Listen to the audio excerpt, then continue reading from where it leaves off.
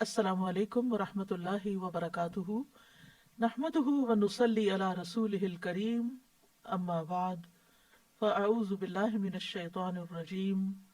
بسم اللہ الرحمن الرحیم رب اشرح لی صدری ویسر لی امری واحلل عقدۃ من لسانی یفقهوا قولی. أعوذ بالله من الشيطان الرجيم. مثل الذين ينفقون أموالهم في سبيل الله كمثل حبة أنبتت 7 سنابل في كل سنبلة 100 حبة والله يضاعف لمن يشاء والله واسع عليم. مثل الذين ينفقون أموالهم في سبيل الله كمثل حبة أنبتت سبع سنابل في كل سنبلة 100 حبة والله يضاعف لمن يشاء والله واسع عليم. ان لوگوں کی مثال جو اپنے مال اللہ کے راستے میں خرچ کرتے ہیں ایک دانے کی مثال کی طرح ہے جس نے 7 خوشے اگائے، ہر خوشے میں 100 دانے ہیں، اور اللہ جس کے لیے چاہتا ہے بڑھا دیتا ہے، اور اللہ وسعت والا سب کچھ جاننے والا ہے. اس آیت میں فی سبیل اللہ مال خرچ کرنے کی ترغیب دی جا رہی ہے. مال انسان کی مرغوبات میں سے ہے. اللہ تعالیٰ نے انسان کے اندر مال کی محبت رکھی ہے تاکہ وہ اس محبوب چیز کو اللہ کے راستے میں خرچ کر کے آخرت میں اعلیٰ درجات حاصل کر سکے، اللہ عز و جل کا قرب حاصل کر سکے. اگر مال سے محبت نہ ہوتی تو درجات کی بلندی بھی نہ ہوتی، لیکن چونکہ انسان مال کی محبت میں شدید ہے، جیسا کہ فرمایا وَإِنَّهُ لِحُبِّ الْخَيْرِ لَشَدِيدٌ، تو پھر جتنی یہ محبت زیادہ ہوگی اتنا ہی اسے اللہ کے راستے میں خرچ کرنے کا ثواب بھی زیادہ ہوگا. اور انسان اپنی فطرت کے اعتبار سے مال سے بہت زیادہ محبت رکھتا ہے، جیسا کہ سورۃ الفجر میں فرمایا وَتُحِبُّونَ الْمَالَ حُبًّا جَمًّا. مال انسان کی زندگی کی ضروریات پوری کرنے کے لیے بھی بہت ضروری ہے. جب وہ اس کا کچھ حصہ خرچ کرتا ہے تو گویا دوسرے لفظوں میں وہ اپنی زندگی کی بعض ضروریات کو قربان کر کے، اپنے بعض عیش و عشرت کو ترک کر کے دوسروں کے لیے اس میں سے حصہ نکالتا ہے. تو جس درجے کی قربانی کرتا ہے اسی درجے کے بلند مقامات حاصل کرتا ہے. اور یہ ایک طرح سے انسانی خدمت بھی ہے، اور یہ خدمت دراصل عبادت ہی کی ایک شکل ہے. انفاق میں بہت کچھ شامل ہے، مال کے علاوہ علم، وقت، جاہ، مہارت وغیرہ وغیرہ. لیکن اس آیت میں خاص طور پر مال خرچ کرنے کی بات کی گئی ہے اور ایک مثال سے بات سمجھائی گئی ہے. مثال سے عموماً بات سمجھنا آسان ہو جاتا ہے. تو اللہ تعالیٰ فرماتے ہیں مثل الذین ينفقون اموالهم فی سبیل اللہ، مثال ان لوگوں کی جو اپنے مال اللہ کے راستے میں خرچ کرتے ہیں. اللہ کے راستے میں خرچ کرنے کا معنی کیا ہے؟ نمبر 1 جہاد میں خرچ کرتے ہیں، نمبر 2 نیکی کے کاموں میں خرچ کرتے ہیں. تو ان کی مثال کمثل حبۃ انبتت 7 سنابل، ایک مثال ایک دانے کی طرح ہے جو 7 بالیاں اگائے. یعنی جب ایک بیج بویا جاتا ہے تو اس سے ایک سٹیم نکلتا ہے، اس کے آگے پھر 7 شاخیں ہو جاتی ہیں، اور پھر ہر شاخ پر 100 دانے لگتے ہیں. تو گویا ایک دانہ 700 دانوں میں تبدیل ہو جاتا ہے. یعنی ایک کے بدلے ایک وہ دیتا ہے اور 700 کسان حاصل کرتا ہے. اور صرف اتنا ہی نہیں، بلکہ اگر دل کی پوری آمادگی کے ساتھ خرچ کرتا ہے اور اللہ سبحانہ تعالیٰ سے اجر کی توقع رکھتے ہوئے خرچ کرتا ہے تو فرمایا واللہ یضاعف لمن یشاء، یعنی اللہ تعالیٰ اس کو کئی گنا اور بڑھا دیتا ہے. ہر نیکی کا اجر 10 سے 700 گنا تو ہے ہی، لیکن جتنا جتنا جس کے اندر خلوص ہوگا، جتنا اس کے اندر مال کی محبت کے باوجود اس کو خرچ کرنے کا جذبہ ہوگا، تو اس جذبے کے اعتبار سے اس کا اجر بھی بڑھا دیا جائے گا۔ لیکن اگر اس اخلاص میں کمی ہے اور بہت مشکل سے اس نے نکالا ہے، اپنے اوپر ایک بوجھ سمجھتے ہوئے اور دل کی کراہت کے ساتھ، یعنی محبت کے ساتھ نہیں تو کراہت کے ساتھ، تو ہو سکتا ہے کہ یہ 700 گنا بھی نہ بنے، یعنی اسی اعتبار سے زیادہ ہوگا جتنا اس کے اندر اخلاص ہوگا، جذبہ ہوگا۔ جہاں تک 10 سے 700 گنا تک کا تعلق ہے تو اس کی وضاحت ایک حدیث سے بھی ہوتی ہے جو صحیح مسلم میں آتی ہے۔ ابو ہریرہ رضی اللہ عنہ سے روایت ہے، وہ کہتے ہیں کہ رسول اللہ صلی اللہ علیہ وسلم نے فرمایا، جس نے کسی نیکی کا ارادہ کیا پھر اس پر عمل نہیں کیا، اس کے لیے ایک نیکی لکھ دی جاتی ہے، اور جس نے کسی نیکی کا ارادہ کر کے اس پر عمل بھی کر لیا، اس کے لیے 10 سے 700 گنا تک نیکیاں لکھی جاتی ہیں۔ واللہ واسع، اور اللہ بہت وسعت والا ہے، اپنی تمام صفات میں وسعت والا ہے، اپنی رحمت، اپنی قدرت، اپنی مغفرت میں وہ بہت برتر اور بہت اعلیٰ ہے۔ علیم، بہت علم والا ہے، خوب جاننے والا ہے، یعنی اس کا علم بھی ہر چیز کو گھیرے ہوئے ہے، لہذا وہ دیکھتا ہے کہ کس نے کس جذبے کے ساتھ مال خرچ کیا تو اسی اعتبار سے اس کا فضل اس پر زیادہ ہو جاتا ہے۔ اس لیے یہ دو صفات ایک جگہ پر آئی ہیں۔ تو یہاں جو کہ مال کا ذکر کیا گیا ہے، تو مال ہر وہ چیز ہوتی ہے جو انسان کی ملکیت میں ہو، خواہ وہ کوئی حصی چیز ہو جس کی کوئی قیمت ہو، یا نفع والی چیز ہو جیسے مانوی چیزیں، کوئی ہنر وغیرہ ہو۔ حصی چیزوں میں جیسے درہم و دینار ہیں، روپیہ پیسہ ہے، ڈالرز ہیں، گاڑی ہے، گھر ہے، اور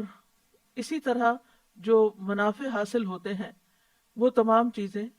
اس میں شامل ہو جاتی ہیں۔ اور فی سبیل اللہ میں دو چیزوں کا ہونا ضروری ہے، ایک یہ کہ وہ اللہ کے لیے خالص ہو، اور دوسرے یہ کہ وہ اللہ سبحانہ تعالیٰ کی شریعت کے مطابق ہو، اس کی پیروی میں ہو۔ اگر ان دو شرائط کے ساتھ انسان مال خرچ کرے گا تو اس کو اللہ سبحانہ تعالیٰ کی طرف سے بہترین اجر ملے گا جس کا انسان شمار بھی نہیں کر سکتا۔ اور خاص طور پر جب انسان اللہ کے راستے میں خرچ کرتا ہے خالصتاً اللہ کی رضا کے لیے، کوئی دکھاوا نہیں، کوئی ریاکاری نہیں، کوئی شہرت کا شوق نہیں، کوئی لوگوں کے اندر مشہور ہونے کا جذبہ نہیں، اور پھر یہ کہ طریقہ بھی درست ہو، تو پھر اللہ سبحانہ تعالیٰ ایسے خرچ کرنے کو اپنے ذمہ قرض کے طور پر لیتا ہے۔ اسی لیے سورۃ البقرہ میں ہی اللہ تعالیٰ فرماتے ہیں، من ذا الذی یقرض اللہ قرضا حسنا فیضاعفہ لہ اضعافا کثیرہ واللہ یقبض ویبسط والیہ ترجعون۔ کون ہے وہ جو اللہ کو قرض دے، اچھا قرض یعنی خوبصورتی کے ساتھ دے اور اچھی چیز دے، پس وہ اسے اس کے لیے بہت زیادہ گنا بڑھا دے، اور اللہ بند کرتا ہے اور کھولتا ہے اور تم اسی کی طرف لوٹائے جاؤ گے۔ یعنی اللہ سبحانہ تعالیٰ ایسے صدقے کو اتنی عزت دیتا ہے کہ وہ اس کو اپنے ذمے قرض کے طور پر لیتا ہے، کیونکہ قرض ایسی چیز ہوتی ہے جس کا لوٹانا لازم ہوتا ہے، یعنی اللہ سبحانہ تعالیٰ پھر اس کا بہترین اجر اس کو کئی گنا زیادہ دے گا۔ فَيُضَاعِفَهُ لَهُ أَضْعَافًا كَثِيرًا، وہ اس کو اس کے لیے بہت زیادہ گنا بڑھا دے گا۔ جہاں تک مال خرچ کرنے کا تعلق ہے تو قرآن مجید کی متعدد آیات سے پتہ چلتا ہے کہ اللہ سبحانہ تعالیٰ بندوں کو اس پر ابھارتے ہیں اور خرچ کرنے کا شوق دلاتے ہیں۔ سورۃ ابراہیم میں اللہ تعالیٰ فرماتے ہیں، قُل لِعِبَادِيَ الَّذِينَ آمَنُوا يُقِيمُوا الصَّلَاةَ وَيُنْفِقُوا مِمَّا رَزَقْنَاهُمْ سِرًّا وَعَلَانِيَةً مِّن قَبْلِ أَن يَأْتِيَ يَوْمٌ لَا بَيْعٌ فِيهِ وَلَا خِلَالٌ۔ میرے بندوں سے جو ایمان لائے ہیں کہہ دیجئے کہ وہ نماز قائم کریں اور اس میں سے جو ہم نے انہیں دیا ہے پوشیدہ اور ظاہر خرچ کریں، اس سے پہلے کہ وہ دن آ جائے جس میں نہ کوئی خرید و فروخت ہوگی اور نہ کوئی دوستی کام آئے گی۔ پھر اسی طرح اللہ ہی کے دیے ہوئے مال میں سے خرچ کرنا دراصل اللہ سبحانہ تعالیٰ کے ساتھ تجارت کرنا ہے جس کا کئی گنا منافع زیادہ ملے گا. اسی لیے اللہ تعالیٰ سورۃ التوبہ میں فرماتے ہیں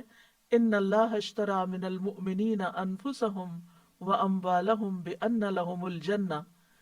بے شک اللہ نے مومنوں سے ان کی جانیں اور ان کے مال خرید لیے ہیں، یعنی مالوں کا سودا کر لیا، مال لے لیے ہیں. یعنی وہ مال جو ہم صدقے میں دیتے ہیں، فی سبیل اللہ دیتے ہیں، دین کی کاز کے لیے دیتے ہیں، اللہ سبحانہ تعالیٰ ان کو تجارت سے تشبیہ دیتے ہیں، اس کے بدلے کہ یقیناً ان کے لیے جنت ہے. یعنی وہ مال اللہ تعالیٰ جو اللہ کی راہ میں خرچ کیے جاتے ہیں اس کے بدلے میں انسان کے لیے جنت کا وعدہ ہے. پھر یہ کہ خرچ کرنے سے اللہ کا قرب اور اس کی رحمت ملتی ہے. سورۃ التوبہ میں ہی فرمایا وَمِنَ الْأَعْرَابِ مَن يُؤْمِنُ بِاللَّهِ وَالْيَوْمِ الْآخِرِ وَيَتَّخِذُ مَا يُنْفِقُ قُرُبَاتٍ عِندَ اللَّهِ وَصَلَوَاتِ الرَّسُولِ أَلَا إِنَّهَا قُرْبَةٌ لَهُمْ سَيُدْخِلُهُمُ اللَّهُ فِي رَحْمَتِهِ إِنَّ اللَّهَ غَفُورٌ رَحِيمٌ. اور بدویوں میں سے کچھ وہ ہیں جو اللہ اور یوم آخرت پر ایمان رکھتے ہیں اور جو کچھ خرچ کرتے ہیں اسے اللہ کے ہاں قربتوں اور رسول کی دعاؤں کا ذریعہ سمجھتے ہیں. سن لو بے شک وہ ان کے لیے قرب کا ذریعہ ہیں. یعنی اللہ تعالیٰ یقین دہانی کراتے ہیں کہ ایسا مال جو انسان اللہ کا قرب پانے کے لیے خرچ کرتا ہے تو جواب میں بدلے میں یقیناً اسے اللہ کا قرب حاصل ہوتا ہے. ان قریب اللہ انہیں اپنی رحمت میں داخل کرے گا، یعنی آخرت میں جنت کا وعدہ بھی ہے. بے شک اللہ بے حد بخشنے والا نہایت رحم فرمانے والا ہے. پھر اسی طرح آخرت کے علاوہ دنیا میں بھی اور پھر آخرت میں بھی مال کا خرچ کرنا خوف اور غم سے نجات کا ذریعہ ہے. سورۃ البقرہ میں اللہ تعالیٰ فرماتے ہیں الذین ينفقون اموالهم باللیل والنہار سرا وعلانیۃ فلہم اجرہم عند ربہم ولا خوف علیہم ولا ہم یحزنون. وہ لوگ جو اپنے مال رات اور دن چھپے اور کھلے خرچ کرتے ہیں، یعنی رات کو بھی اور دن کو بھی، جب ضرورت پڑے اور ضرورت نہ بھی ہو تو خود ضرورت مندوں کو ڈھونڈتے ہیں اور ان پر احسان نہیں کرتے بلکہ اپنے آپ پر ہی احسان کرتے ہوئے اللہ کے راستے میں خرچ کرتے ہیں. سو ان کے لیے ان کا اجر ان کے رب کے پاس ہے، یعنی محفوظ ہے. رب سے بڑھ کر کسی کی امانت کی حفاظت کرنے والا کون ہو سکتا ہے؟ ان پر نہ کوئی خوف ہے اور نہ وہ غمگین ہوں گے. پھر اسی طرح اللہ تعالیٰ نے ایک اور جگہ پر سورۃ سبا میں مال خرچ کرنے کے بہترین نعم البدل کا وعدہ کیا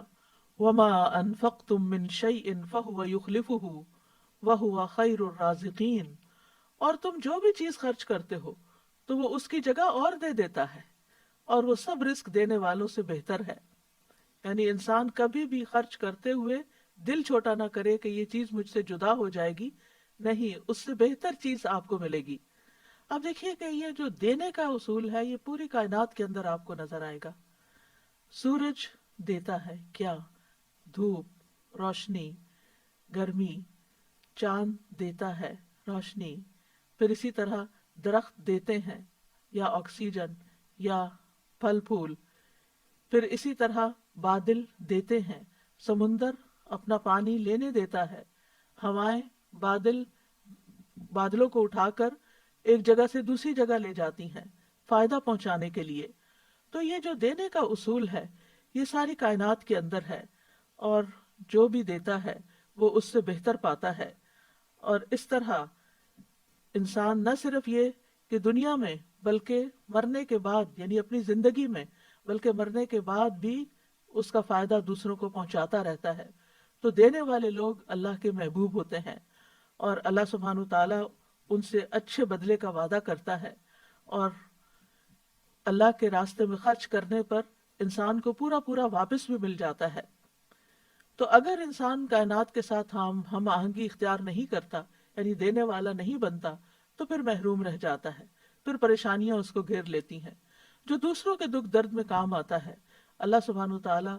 اس کو بھی اسی طرح تکلیفوں اور دکھوں اور دردوں سے نجات عطا کرتے ہیں.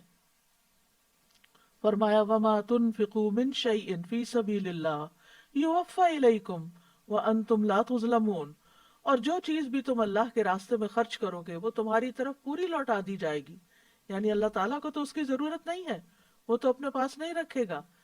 اور آپ دیکھیے کہ جس پر یہ یقین ہو کہ وہ ہماری امانت واپس کرے گا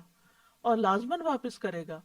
تو اس کو آپ خوشی سے دیتے ہیں، خوشی سے اس کے پاس رکھواتے ہیں۔ یہ جو ہم خرچ کر رہے ہوتے ہیں یہ ہمارے ہاتھ سے ضائع نہیں ہو رہا ہوتا، یہ ہمارے اپنے ہی لیے کہیں اور جمع ہو رہا ہوتا ہے۔ ایک وہ مال ہوتا ہے جسے ہم دنیا کے بینک میں جمع کراتے ہیں، اور ایک وہ ہوتا ہے جس کو ہم آخرت بینک میں یا اللہ کے پاس جمع کرواتے ہیں۔ دنیا میں بہت دفعہ ایسا بھی ہوتا ہے کہ جمع کروانے کے بعد نکالنے کی مہلت ہی نہیں آتی کہ انسان اس دنیا سے ہی چل بستا ہے، لیکن اللہ کے پاس تو ہم سب کو واپس جانا ہے۔ انا للہ و انا الیہ راجعون، بے شک ہم اللہ ہی کے لیے ہیں اور اسی کی طرف واپس جانے والے ہیں۔ تو جو کچھ اپنی زندگی میں ہم آگے بھیجتے رہیں گے وہ وہاں پورا پورا، نہ صرف یہ کہ جو بھیجا وہ، بلکہ اس کو 10 گنا سے 700 گنا اور اس سے بھی زیادہ، کئی گنا زیادہ اخلاص کے مطابق اللہ سبحانہ و تعالیٰ بندوں کو واپس کرے گا۔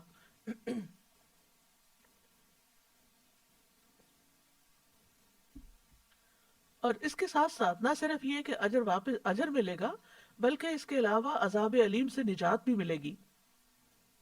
اللہ تعالیٰ فرماتے ہیں یا ایہا الذین آمنوا هل ادلکم علی تجارت تنجیکم من عذاب علیم تؤمنون باللہ ورسولہ وتجاہدون فی سبیل اللہ باموالکم وانفسکم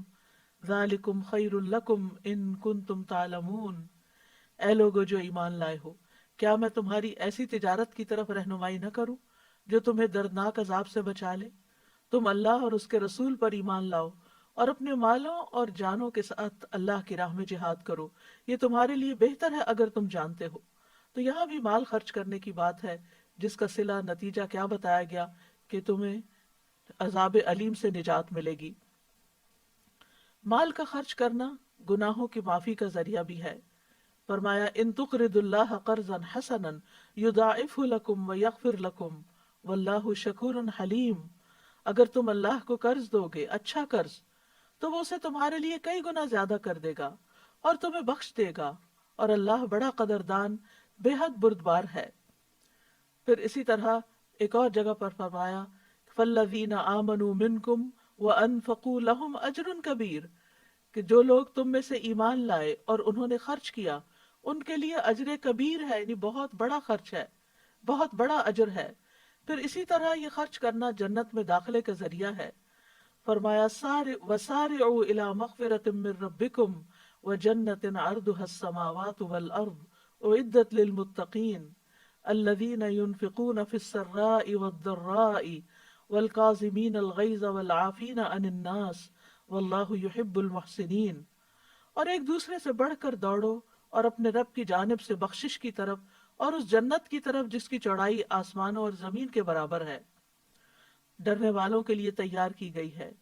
کون ہے وہ؟ جو خوشی اور تکلیف میں خرچ کرتے ہیں، یعنی صرف اچھے دنوں میں خرچ نہیں کرتے، تنگ دست بھی ہو تو بھی وہ اللہ کے راستے میں خرچ کرتے ہیں، اور غصے کو پی جانے والے ہیں اور لوگوں سے درگزر کرنے والے ہیں، اور اللہ نیکی کرنے والوں سے محبت رکھتا ہے۔ اس کے برعکس جو لوگ اللہ کے راستے میں خرچ نہ کریں، قرآن مجید میں ان کی مذمت بھی کی گئی ہے۔ فرمایا ہا انتم ہؤلاء تدعون لتنفقوا فی سبیل اللہ فمنکم من یبخل ومن یبخل فانما یبخل عن نفسہ واللہ الغنی وانتم الفقراء وان تتولوا یستبدل قوما غیرکم ثم لا یکونوا امثالکم۔ سنو، تم وہ لوگ ہو کہ تم بلائے جاتے ہو تاکہ اللہ کی راہ میں خرچ کرو، تو تم میں سے کچھ وہ ہیں جو بخل کرتے ہیں، اور جو بخل کرتا ہے وہ در حقیقت اپنے آپ ہی سے بخل کرتا ہے، اور اللہ بے پرواہ ہے اور تم ہی محتاج ہو، اور اگر تم پھر جاؤ گے تو وہ تمہاری جگہ تمہارے سوا اور لوگوں کو لے آئے گا، پھر وہ تمہاری طرح نہیں ہوں گے۔ تو اس لیے یاد رکھنا چاہیے کہ جو کچھ ہم اللہ کے راستے میں خرچ کریں گے وہ ہمارے اپنے ہی فائدے کے لیے ہوگا۔ قرآن مجید کے علاوہ متعدد احادیث میں بھی خرچ کرنے کی فضیلت بتائی گئی ہے۔ ابو سعید خدری سے روایت ہے کہ ایک آدمی نبی صلی اللہ علیہ وسلم کے پاس آیا اور کہا کہ لوگوں میں سے افضل کون ہے؟ تو آپ نے فرمایا لوگوں میں سب سے افضل یا بہتر آدمی وہ ہے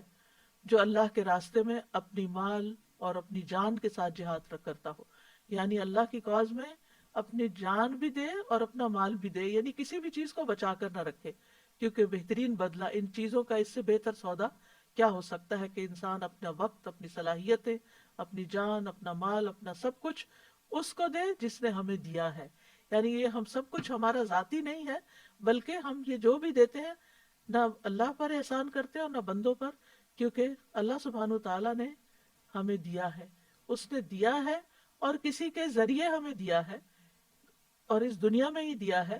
تو پھر اگر ہم کسی پر خرچ کرتے ہیں یا اللہ کی رضا کے لیے خرچ کرتے ہیں تو دراصل اپنا ہی بھلا کرتے ہیں۔ پھر اسی طرح اللہ تعالیٰ خرچ کرنے والوں پر کس طرح خرچ کرتے ہیں، اس کی وضاحت ایک حدیث سے یوں ہوتی ہے کہ رسول اللہ صلی اللہ علیہ وسلم نے فرمایا، بے شک اللہ نے مجھ سے فرمایا خرچ کرو، تم پر خرچ کیا جائے گا۔ اور رسول اللہ صلی اللہ علیہ وسلم نے فرمایا، اللہ کا دایاں ہاتھ بھرا ہوا ہے اور رات دن کی فیاضی سے اس میں کمی واقع نہیں ہوتی، یعنی وہ دیتا رہتا ہے، دیتا رہتا ہے۔ کیا تم دیکھتے نہیں کہ اس نے آسمان و زمین کے پیدا کرنے سے کتنی فیاضی کی ہے، لیکن اس کے دائیں ہاتھ میں کوئی کمی واقع نہیں ہوئی۔ پھر جو لوگ خرچ کرتے ہیں ان کے لیے فرشتے دعائیں بھی کرتے ہیں۔ رسول اللہ صلی اللہ علیہ وسلم نے فرمایا، ہر دن جس میں بندے صبح کرتے ہیں 2 فرشتے اترتے ہیں، ان میں سے ایک کہتا ہے اے اللہ خرچ کرنے والے کو اس کا متبادل عطا فرما، اور دوسرا کہتا ہے اے اللہ روک کر رکھنے والے کے مال کو ضائع کر دے۔ یعنی جب انسان روک لیتا ہے تو مال بڑھتا نہیں ہے، بظاہر ہمارے فگرز شاید کچھ بڑھ جائیں لیکن مال کی برکت نہیں ہوتی، اس مال کے اندر وہ بڑھوتری نہیں آتی۔ اللہ کے ہاں جو اس کا ایک کے بدلے 700 گنا ملنا ہے وہ اس کے اندر نہیں لکھا جاتا۔ لہذا خیر ہے اس میں کہ انسان خرچ کرتا رہے، اور خرچ نہ کرنے میں شر ہے۔ ابو امامہ کہتے ہیں کہ رسول اللہ صلی اللہ علیہ وسلم نے فرمایا، اے ابن آدم بے شک ضرورت سے زیادہ مال خرچ کر دینا تمہارے لیے بہتر ہے،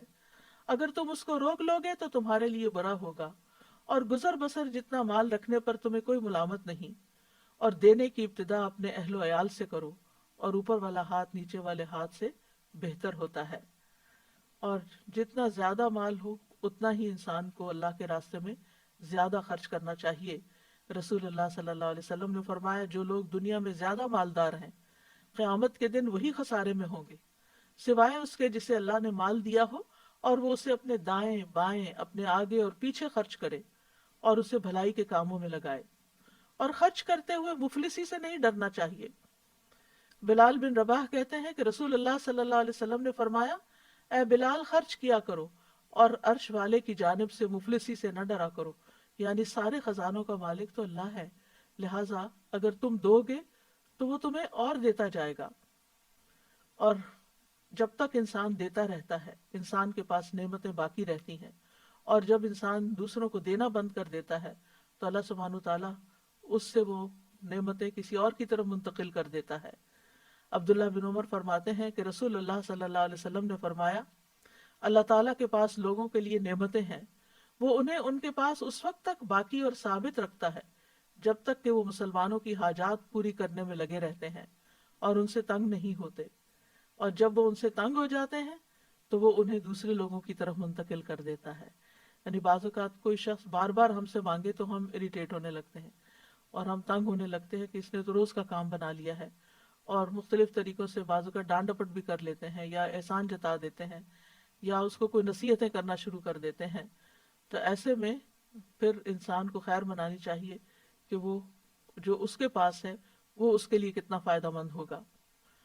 کیونکہ مال خرچ کرنے سے نہ صرف یہ کہ انسان کو مزید مال ملتا ہے یا مزید نعمتیں ملتی ہیں، بلکہ انسان سے بہت سے شر بھی ٹلتے ہیں، مثلا بیماریوں سے حفاظت ملتی ہے۔ رسول اللہ صلی اللہ علیہ وسلم نے فرمایا، اپنے مریضوں کا علاج صدقے کے ذریعے کیا کرو۔ ابن شقیق کہتے ہیں کہ میں نے عبداللہ بن مبارک کو اس وقت کہتے ہوئے سنا جب ان کے پاس ایک آدمی آیا اور اس نے ان سے اپنے گھٹنے میں نکلنے والے ایک زخم کے بارے میں پوچھا کہ اس زخم کو 7 سال ہو چکے ہیں اور بہت سے علاج بھی کروائے ہیں، طبیبوں سے بھی پوچھا ہے لیکن اسے کوئی فائدہ نہیں ہوا۔ تو عبداللہ بن مبارک نے کہا، جاؤ ایسی جگہ جا کر کنواں کھدواؤ جہاں پانی کی ضرورت ہو،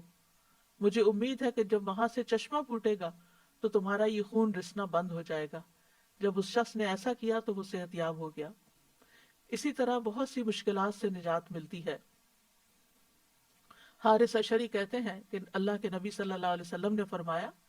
بے شک اللہ عز و جل نے یحییٰ بن زکریا علیہ السلام کو 5 باتوں کے متعلق حکم دیا کہ ان پر خود بھی عمل کریں اور بنی اسرائیل کو بھی ان پر عمل کرنے کے لیے کہیں۔ ان میں سے ایک یہ ہے کہ میں تمہیں صدقہ کرنے کا حکم دیتا ہوں، کیونکہ اس کی مثال جسے دشمن نے قید کر کے اس کے ہاتھ گردن سے باندھ دیے ہوں اور پھر اسے قتل کرنے کے لیے لے چلیں، اور وہ ان سے کہیں کہ کیا تم میری جان کا فدیہ وصول کرنے کے لیے تیار ہو؟ پھر وہ تھوڑے اور زیادہ کے ذریعے جس طرح بھی بن پڑے اپنی جان کا فدیہ پیش کرنے لگے، یہاں تک کہ اپنے آپ کو چھڑا لے۔ یعنی انسان بڑی سے بڑی مشکل میں گر جائے، اس کی جان کو بھی خطرہ لاحق ہو جائے، تو صدقے سے ان بیماریوں اور ان مصیبتوں کا بھی علاج کیا جا سکتا ہے۔ پھر قیامت کے دن باعث ذخیرہ ہوگا اور ایک کے بدلے میں 700 گنا اجر ملے گا۔ نبی صلی اللہ علیہ وسلم نے فرمایا، جس نے اللہ کی راہ میں کوئی چیز خرچ کی اس کے لیے 700 گنا لکھا جاتا ہے۔ ابو مسعود کہتے ہیں کہ ایک آدمی نے اللہ کے راستے میں ایک اونٹنی صدقہ کی جس کی ناک میں نکیل بھی پڑی ہوئی تھی، تو رسول اللہ صلی اللہ علیہ وسلم نے فرمایا، قیامت کے دن یہ 700 اونٹنیاں لے کر آئے گا جن کی ناک میں نکیل پڑی ہوگی، یعنی اس کا انٹینجیبل بدلہ اس کو وہاں دیا جائے گا۔ پھر اسی طرح یہ ہے کہ گناہوں کی معافی ملتی ہے، گناہ دھل جاتے ہیں۔ جابر کہتے ہیں کہ نبی صلی اللہ علیہ وسلم سے انہوں نے سنا، وہ کعب بن عجرہ سے فرما رہے تھے، اے کعب، صدقہ گناہوں کو اس طرح مٹاتا ہے جیسے پانی آگ کو مٹا دیتا ہے۔ سفیان ثوری جب اپنے دروازے پر کسی سائل کو دیکھتے تو ان کا سینہ کھل جاتا، وہ خوش ہو جاتے اور وہ کہتے، اس آدمی کو مرحبا، ویلکم، جو میرے گناہ دھونے کے لیے آیا ہے، یعنی مجھ سے لینے کے لیے آیا ہے، خوش ہو کر اس کو دیتے۔ اب سوال یہ پیدا ہوتا ہے کہ خرچ کہاں کیا جائے؟ سب سے پہلے تو یہ کہ انسان ضرورت مند انسانوں پر خرچ کرے، اور خرچ کرنے کی ترتیب کچھ یوں ہے۔ آپ نے فرمایا کہ جب تم میں سے کوئی فقیر ہو جائے تو اسے چاہیے کہ اپنے نفس سے شروع کرے، پہلے اپنے اوپر خرچ کرے، پھر کچھ بچ جائے تو اپنے اہل و عیال پر خرچ کرے، اس میں سے بھی بچ جائے تو اپنے عزیز و اقارب پر خرچ کرے، اس میں سے بھی بچ جائے تو پھر ادھر ادھر خرچ کرے۔ قرآن مجید سے بھی یہ بات ہمیں کچھ یوں پتہ چلتی ہے، یسألونک ماذا ينفقون قل ما انفقتم من خیر فللوالدین والاقربین والیتامى والمساکین وابن السبیل وما تفعلوا من خیر فإن اللہ به علیم۔ وہ آپ سے پوچھتے ہیں کیا چیز خرچ کریں، کہہ دو تم خیر میں سے جو بھی خرچ کرو سو وہ ماں باپ اور زیادہ قرابت والوں اور یتیموں اور مسکینوں اور مسافر کے لیے ہے، اور تم نیکی میں سے جو کچھ بھی خرچ کرو گے تو بے شک اللہ اسے خوب جاننے والا ہے۔ ابو قلابہ نے کہا عیال سے شروع کیا، پھر ابو قلابہ نے کہا اس سے بڑھ کر کس آدمی کا اجر ہوگا جو اپنے چھوٹے بچوں پر ان کی عزت و آبرو بچانے کے لیے خرچ کرتا ہے، یا اللہ ان کو اس کے سبب سے نفع دیتا ہے اور ان کو بے پرواہ کر دیتا ہے۔ پھر اسی طرح یہ ہے کہ ایک اور جگہ پر بھی آتا ہے کہ اے لوگو، نبی صلی اللہ علیہ وسلم نے فرمایا، اللہ سے اس کے دیے ہوئے مال کے بدلے اپنے نفسوں کو خرید لو۔ اگر تم میں سے کوئی بخل کر کے اپنا مال لوگوں کو نہ دے تو وہ اپنے آپ سے شروع کرے، اپنی ضروریات پر خرچ کرے، خود پر صدقہ کرے، اللہ کے دیے ہوئے میں سے کھائے اور پہنے۔ پھر اسی طرح اپنے اہل و عیال پر خرچ کرنا بھی فی سبیل اللہ شمار ہوتا ہے۔ کعب بن عجرہ کہتے ہیں کہ نبی صلی اللہ علیہ وسلم کے پاس سے ایک شخص گزرا تو رسول اللہ صلی اللہ علیہ وسلم کے صحابہ نے اسے بہت قوی اور چست پایا۔ انہوں نے عرض کیا، اللہ کے رسول، اگر یہ شخص اللہ کے راستے میں ہوتا، یعنی جہاد کرتا تو بہتر تھا۔ تو آپ نے فرمایا، اگر یہ شخص اپنے چھوٹے بچوں کے لیے بھاگ دوڑ کرنے نکلا ہے تو یہ اللہ کے راستے میں ہے، اگر یہ اپنے بوڑھے بزرگ والدین کے لیے بھاگ دوڑ کرنے نکلا ہے تو یہ اللہ کے راستے میں ہے، اور اگر یہ اپنے نفس کے لیے بھاگ دوڑ کرنے نکلا ہے کہ اسے سوال سے بچائے تو یہ اللہ کے راستے میں ہے، اور اگر یہ دکھاوے اور باہم فخر کی خاطر بھاگ دوڑ کرنے نکلا ہے کہ زیادہ مال کماؤں اور پھر اس کے ذریعے لوگوں پر فخر جتاؤں تو یہ شیطان کے راستے میں ہے۔ یعنی جب تک مال کمانے کی نیت درست ہے، جب تک اس کا یہ عمل عبادت ہے۔ اسی طرح اہل و عیال پر خرچ کرنا افضل خرچ کرنا ہے۔ رسول اللہ صلی اللہ علیہ وسلم نے فرمایا افضل دینار جو آدمی خرچ کرتا ہے وہ ہے جو اپنے اہل و عیال پر خرچ کرتا ہے، اور وہ دینار جس کو اللہ کے راستے میں اپنے جانور پر خرچ کرتا ہے، اور وہ جو اپنے ساتھیوں پر اللہ کے راستے میں خرچ کرتا ہے۔ پھر اسی طرح ہم دیکھتے ہیں کہ بہنوں اور بیٹیوں پر خرچ کرنا بھی ثواب کا باعث ہے۔ نبی صلی اللہ علیہ وسلم نے فرمایا جو شخص اپنی دو بیٹیوں یا دو بہنوں یا قریبی رشتہ دار عورتوں پر ثواب کی نیت سے اس وقت تک خرچ کرتا رہے یہاں تک کہ اللہ عز و جل ان دونوں کو اپنے فضل سے مالدار کر دے، یا وہ ان کی کفایت کرتا رہے، تو وہ دونوں اس کے لیے جہنم کی آگ سے رکاوٹ بن جائیں گی۔ یعنی اگر رشتہ داروں کو آپ دیتے ہیں، بہن بھائیوں پہ خرچ کرتے ہیں، تو پھر عام طور پر لوگ باہر دینے کو پسند کرتے ہیں، لیکن بہن بھائی اگر ضرورت مند ہو تو ان پر خرچ نہیں کرنا چاہتے کہ کہیں یہ ہمارے برابر کے نہ ہو جائیں یا پھر ہم سے آگے نہ بڑھ جائیں۔ ایک خاموش مقابلہ رہتا ہے ایسے رشتوں میں۔ تو اس کے لیے یہ ہے کہ اگر بہن بھائی ضرورت مند ہے تو پہلے ان کا حق ہے کہ ان پر خرچ کیا جائے۔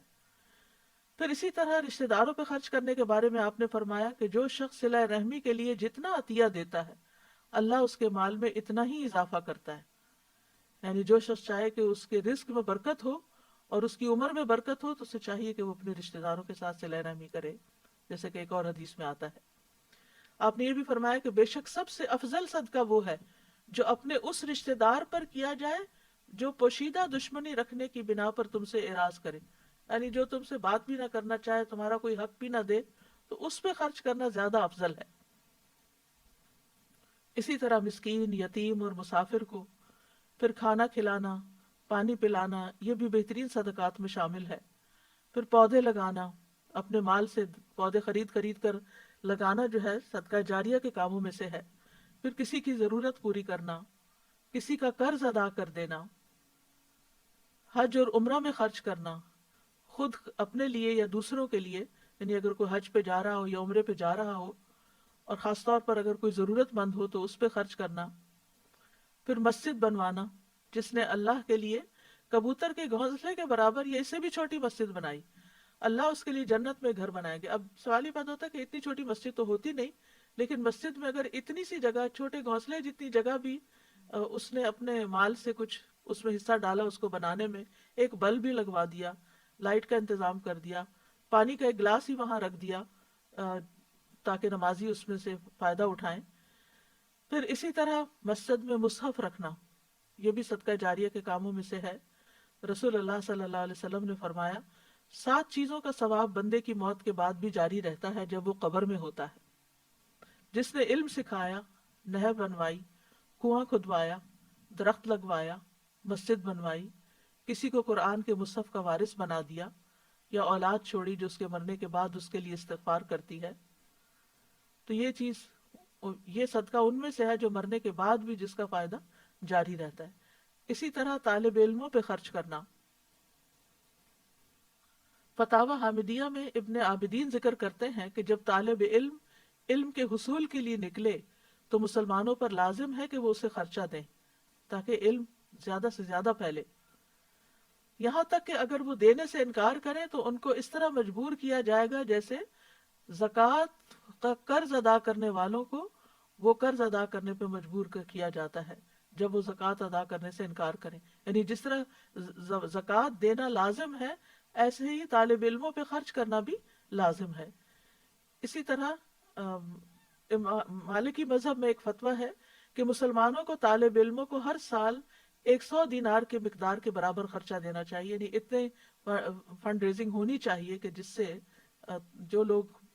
پڑھ رہے ہیں، خواہ دنیاوی فائدہ مند علم پڑھ رہے ہیں یا دین پڑھ رہے ہیں،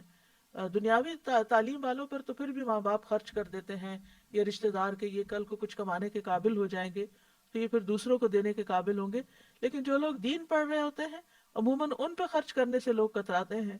کہ اس سے ان کو کوئی مال تو آگے حاصل نہیں ہوگا اور یہ لوٹانے کے قابل بھی نہیں ہوں گے۔ لیکن حقیقت یہ ہے کہ اگر اس کام کو پروموٹ نہ کیا جائے اور لوگوں کو فیسیلیٹیٹ نہ کیا جائے تو پھر آہستہ آہستہ ایسے لوگ معاشرے سے ختم ہوتے جاتے ہیں جو دوسروں کی دینی رہنمائی کر سکیں۔ پھر اسی طرح ابن عابدین رد المختار میں کہتے ہیں کہ بیت المال کے مصارف میں سے ایک مصرف علماء کا اور طالب علم کا خرچ دینا ہے، وہ علماء اور طالب علم جو شرعی علم کے لیے وقف ہو چکے ہیں۔ اور طالب علم پر خرچ کرنے کا فائدہ کیا ہے؟ انس بن مالک کہتے ہیں نبی صلی اللہ علیہ وسلم کے زمانے میں دو بھائی تھے، جن میں سے ایک تو نبی صلی اللہ علیہ وسلم کی خدمت میں آیا کرتا تھا اور دوسرا بھائی کماتا تھا۔ چنانچہ کمانے والے بھائی نے اپنے دوسرے بھائی کے بارے میں، جو نبی صلی اللہ علیہ وسلم سے علم حاصل کرتا تھا، یہ شکایت کی کہ یہ کچھ کام نہیں کرتا۔ تو آپ نے فرمایا شاید کہ تم اس کی وجہ سے ہی رزق دیے جاتے ہو، یعنی تمہاری کوشش میں، تمہاری کمائی میں اس کے اوپر خرچ کرنے کی وجہ سے ہی تم برکت ہو۔ یعنی بعض اوقات انسان دوسروں پہ خرچ کرتا رہتا ہے اور شیطان وسوسہ ڈالتا ہے کہ تمہارا مال ختم ہو رہا ہے، کم ہو رہا ہے، لیکن ہو سکتا ہے کہ اللہ نے تمہیں دینے کا جو وسیلہ بنایا ہوا ہے وہ انہی مسکینوں اور ضرورت مندوں کی وجہ سے بنا رکھا ہو۔ سلف صالحین جو تھے وہ علم والوں پر خوشی سے خرچ کیا کرتے تھے۔ لیث بن سعد ہر سال امام مالک بن انس کو 100 دینار بھیجتے تھے۔ ابن لہیعہ جو حدیث کے ائمہ میں سے ایک امام تھے، جب ان کی کتابیں جل گئی تو لیث نے ان کی طرف 1000 دینار بھیجے۔ پھر اسی طرح انسان کو خرچ کرتے ہوئے یہ خیال رکھنا چاہیے کہ خالص اللہ کی رضا کے لیے خرچ ہو، کیونکہ صرف وہ چیز قبول ہوتی ہے جو صرف اللہ سبحانہ تعالیٰ کے لیے کی جاتی ہے۔ تو عمومی طور پر یہ جو دینے کی بات ہے، اس میں یہ ہے کہ خدمت دین کے کاموں میں خرچ کرنا چاہیے۔ اسی طرح مصالح عامہ کے، جس میں پبلک کو سہولت ہو جن چیزوں پر، ان کی اس کے لیے مسجد بنانا تو ہم دین کا کام سمجھتے ہی ہیں، لیکن پہلے زمانے میں مسافروں کے لیے رات ٹھہرنے کی جگہ نہیں ہوا کرتی تھی، تو مسافر خانے بنوانا، پل تعمیر کروانا، سڑکیں بنوانا، پھر اسی طرح ہسپتال بنوانا، اور خصوصاً ایسے علاقوں میں ڈسپنسریز اور ہاسپٹل بنوانا جہاں لوگوں کی صحت کی ضروریات پوری نہ ہوتی ہوں، پھر اسی طرح مدارس بنانا، یتیم خانے بنوانا، بیواؤں کے لیے مکانات کی تعمیر کرنا، قبرستان کے لیے زمین وقف کرنا۔ ریسنٹلی جو کرونا وائرس کی وجہ سے اسپین میں لاشوں کو یا جلایا جا رہا ہے، یا پھر یہ کہ ان کو وہاں دفن کرنے کے لیے، اور وہ بھی چند سال کے لیے دفن کرنے کے لیے، اگر 5 سال کے لیے کوئی کرایہ پر لیتا ہے یا 10 سال کے لیے جگہ لیتا ہے، یعنی مستقل ہمیشہ کے لیے نہیں ملتی، تو اس پر بتایا گیا کہ کسی نے مجھے بتایا کہ 12 سے 15 لاکھ خرچ ہوتے ہیں۔ تو اب آپ اندازہ کیجئے کہ جہاں مسلمانوں نے اپنے لیے زمین لے کر قبرستان نہیں بنائے، وہاں اس وقت جبکہ کثرت سے لوگوں کی ڈیتھس ہو رہی ہیں، تو دفنانا ایک الگ مسئلہ بن گیا ہے۔ فلائٹس نہیں جا رہی آ رہی، جس کی وجہ سے وہ پہلے تو باڈیز پاکستان بھیج دیا کرتے تھے کہ کوئی بھیجنا سستا تھا بنسبت اس کے کہ وہ لوکلی دفنایا جائے۔ تو ایسی جگہوں پر جہاں قبرستان کے لیے زمین نہ ہو مسلمانوں کے، وہاں مل جل کر پیسے اکٹھے کر کے زمین کا بندوبست کرنا، کیونکہ اگر اس میں مردے دفنا دیے جائیں پھر ہر کچھ عرصے کے بعد ان کو، ان کی ہڈیاں ایک طرف کر کے نئی لاشیں وہاں دفن کی جا سکتی ہیں۔ جیسے آپ دیکھتے ہیں بقیع قبرستان میں، مقبرۃ البقیع میں، کہ وہاں پر مستقل طور پر جب سے نبی صلی اللہ علیہ وسلم کے زمانے سے لوگ دفن کیے جا رہے ہیں۔ پھر اسی طرح بیمار جانوروں کے علاج پر یا ان کے لیے جگہ بنانا،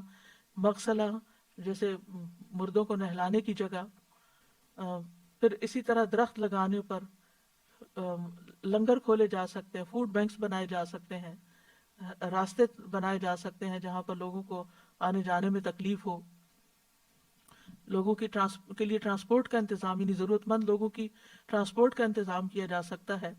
پانی کا انتظام کیا جا سکتا ہے۔ یعنی ایک تو کنواں کھدوانا ہے، اس کے علاوہ بھی جیسے کولر وغیرہ رکھوا دینا مختلف پبلک پلیسز پر، کیونکہ جب انسان مال خرچ کرتا ہے تو دے کر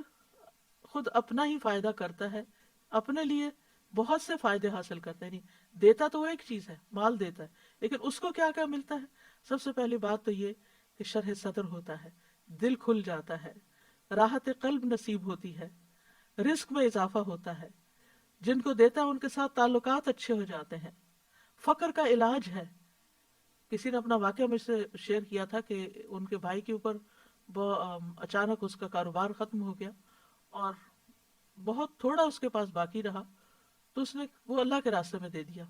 اور اس کے بعد جو اس کے اوپر اللہ سبحانہ و تعالیٰ کی رحمتوں کی بارش ہوئی، کیونکہ بعض اوقات تنگ حالات میں انسان سوچتا ہے کہ میرا کیا بنے گا، یہ تو میں اب اپنے لیے رکھ لوں، لیکن اس میں بھی، کیونکہ پیچھے ہم پڑھ چکے ہیں آیت کے تنگی میں اور خوشحالی میں دونوں میں ہی خرچ کرتے ہیں، بالسراء والضراء۔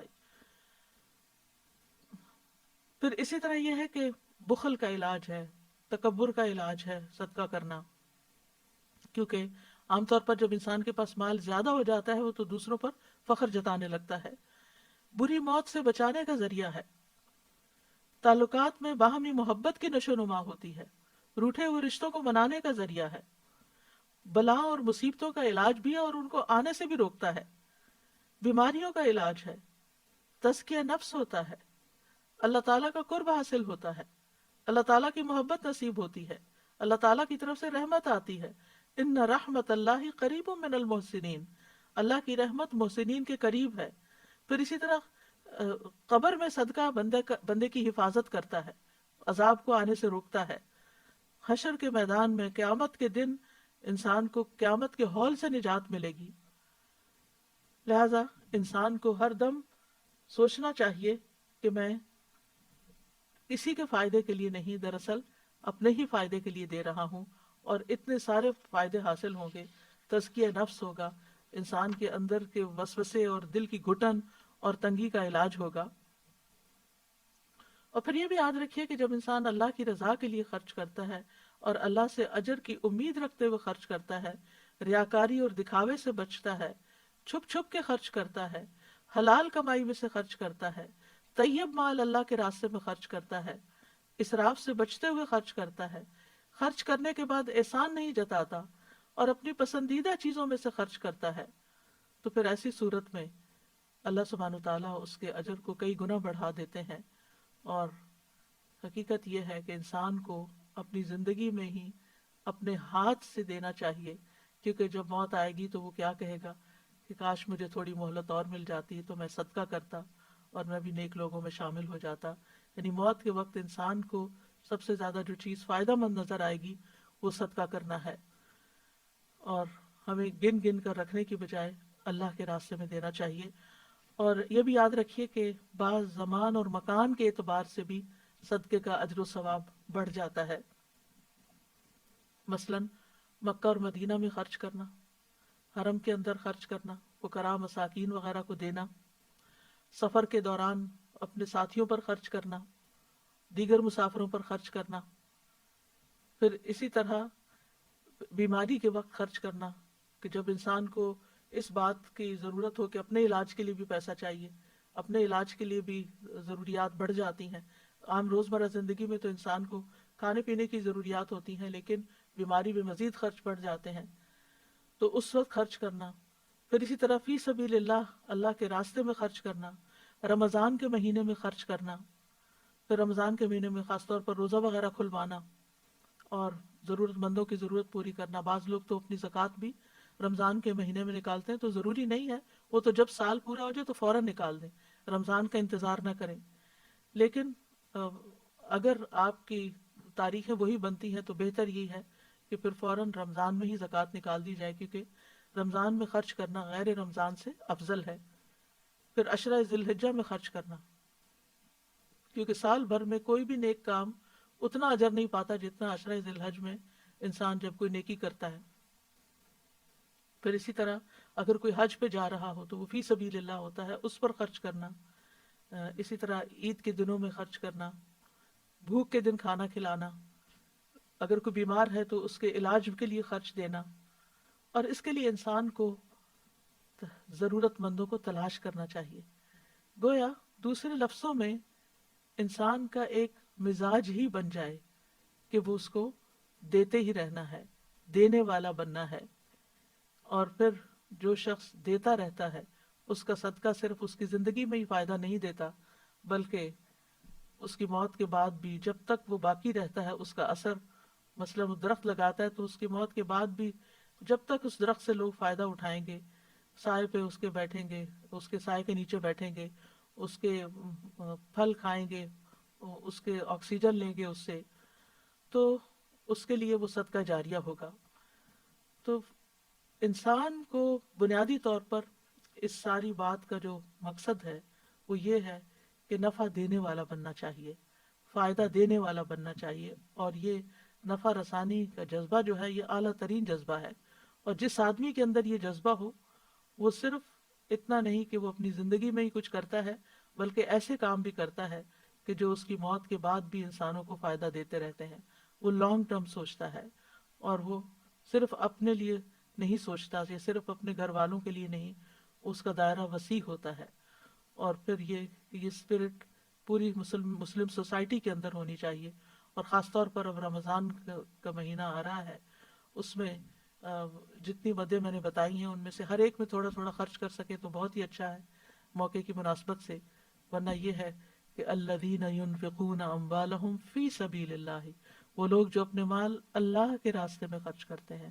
یعنی دین کے کاموں میں، دین کے کاز میں، تو اس کے لیے جیسا کہ آپ جانتے ہیں کہ ان دنوں میں مساجد بھی بند ہیں، تو مساجد کی ڈونیشنز کم ہونے کی وجہ سے وہاں کے جو امام ہیں، وہاں کا جو عملہ ہے، وہاں کی جو مینٹیننس ہے، اس کو اس کے لیے اخراجات پورے کرنا مشکل ہو رہا ہے۔ پھر اسی طرح تعلیم دینی مدارس ہیں،